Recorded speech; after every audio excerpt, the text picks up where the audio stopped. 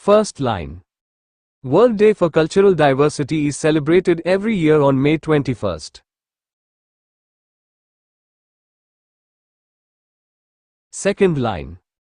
This day promotes respect for different cultures and traditions. Third line. It was started by the United Nations and UNESCO. Fourth line. Cultural diversity helps people learn from each other. Fifth line. Different languages, foods, music, and festivals make the world beautiful. Sixth line. This day teaches us to live together peacefully. Seventh line. Schools and organizations organize cultural programs and activities.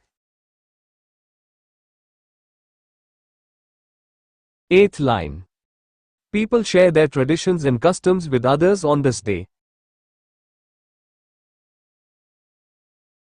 Ninth line. Respecting every culture helps reduce discrimination and hatred. 10th line. World Day for Cultural Diversity reminds us that unity in diversity makes the world stronger.